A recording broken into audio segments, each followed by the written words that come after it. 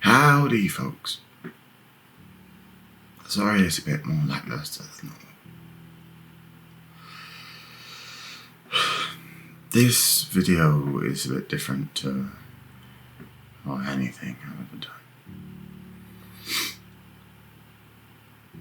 And I'm doing it because I hope it helps somebody.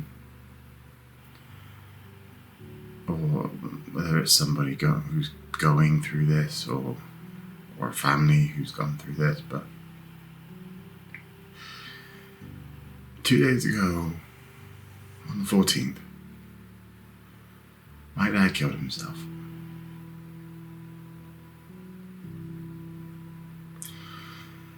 And it just...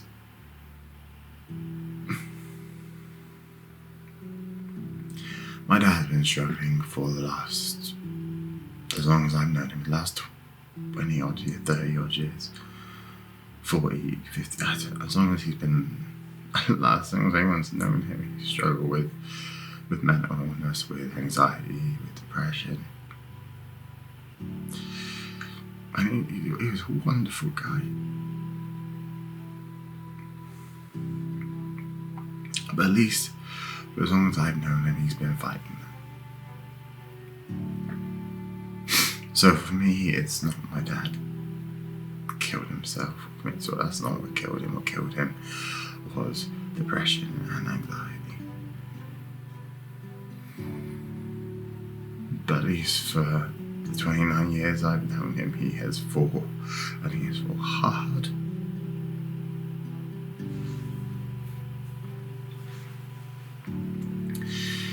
And he has tried everything. He's been to therapists. He's constantly been on medication.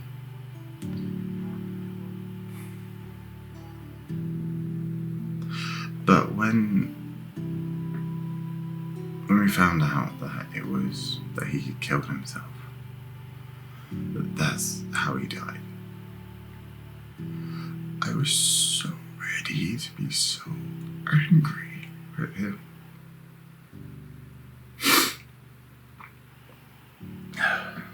Sorry. I was so ready to be angry with him. Because it felt like he had just left and given.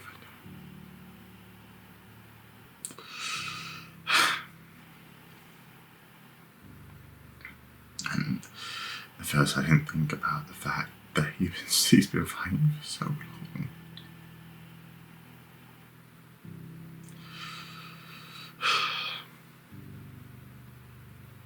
I've never, and it's a fault that I'm ashamed of today, I've never really understood or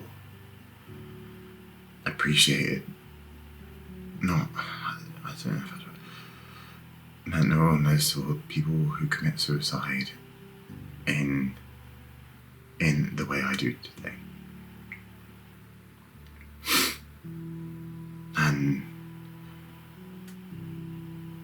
And part of me blames myself.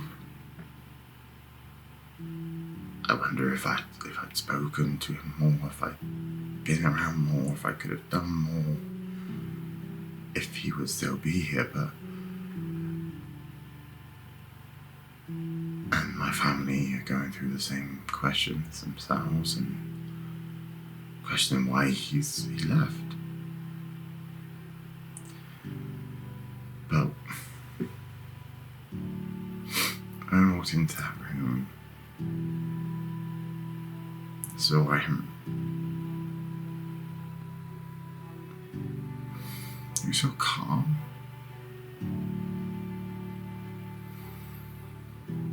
And I haven't seen him calm in a long time. He has always struggled with mental illness, but this last year, stuck inside, or whatever the hell it was that pushed him, he has spiraled this year.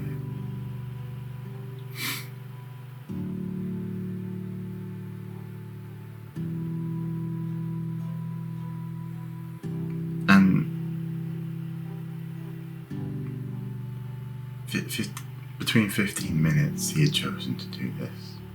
Or maybe longer. Maybe he thought about doing this for long, I don't know. What I know is that in between leaving him on his own to arrange a viewing for a house, he did this.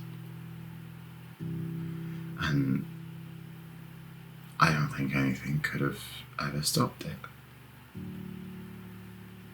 Delayed it, maybe? Maybe that was, that's what this has been all this time.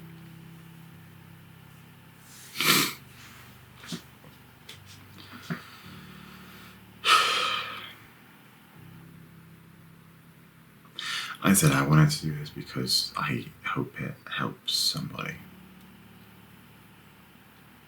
For those who have lost someone to depression in this way, it's normal to feel left. It's normal to feel angry at first or abandoned.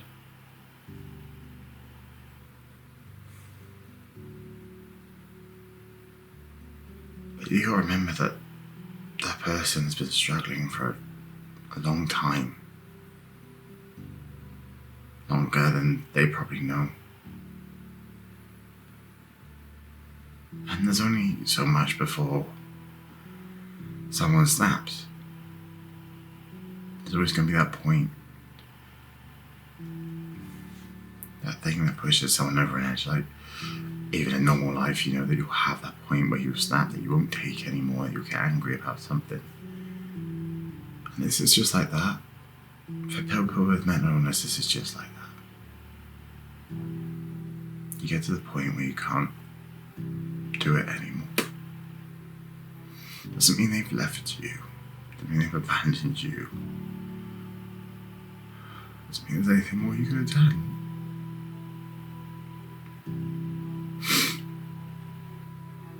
And it's perfectly normal and natural to feel however you feel.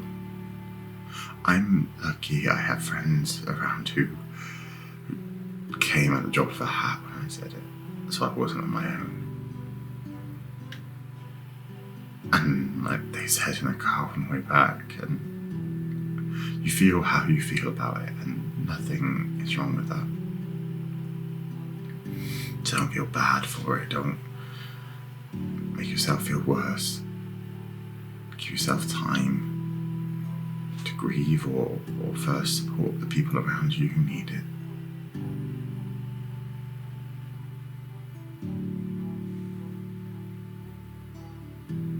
But for the people who are going through this, it's not something you should be ashamed of to talk about. It's not something you have to hide away. I wish my dad had called me before. There's no part of these things I could have talked him down or out of it, but that's not the point right now. If you're struggling with something, you don't have to go to a doctor to make it real. You don't have to be on medication, you don't have to be on therapy. It's not a case of will or strength. Everyone goes through everything differently. But talk to the people who love you, people who care about you. Do your best to let them in. They're your support network. They're your family, whether they're blood or they're friends. And then, if something happens, if everything gets too much, at least they won't feel like they didn't know, or they've been abandoned too much.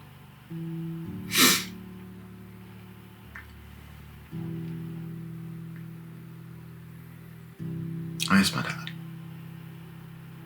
No, it's no shit, right? It's been a couple of days but he was calm. I've been gonna be happy.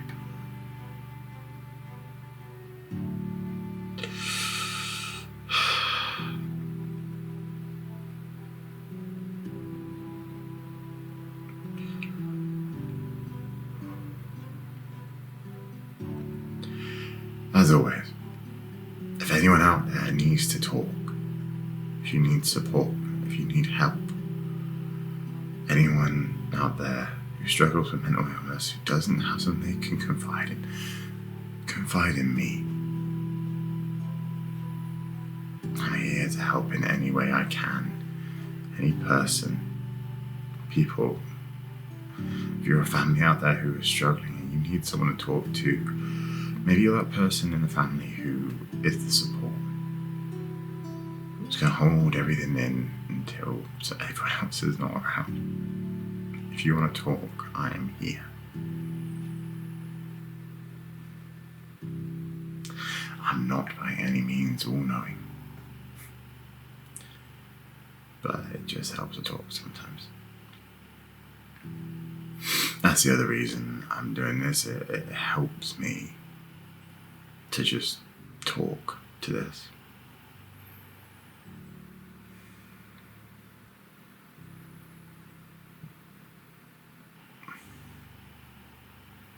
And just remember,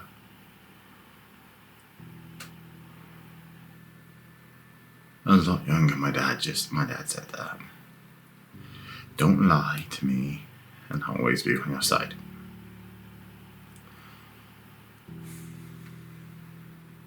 And he never did lie to me about anything.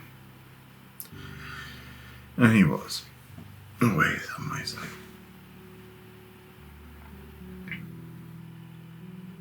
The other reason I'm doing this and doing it now is because of thankmas. Right, thankmas is there to support families who are going through a tough time over COVID. And that doesn't differentiate, and that doesn't mean mental illness or anything like that, but without food on the table, without support from a charity like this, mental illness can take many different forms and be triggered by many different things. And if we can raise some money and help some people to not fall into despair, then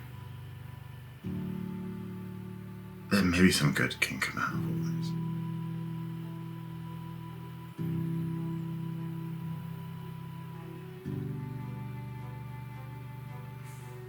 Well, yeah. Links are in the description below, guys, for thankmas. And yeah, that's where we're at. Okay.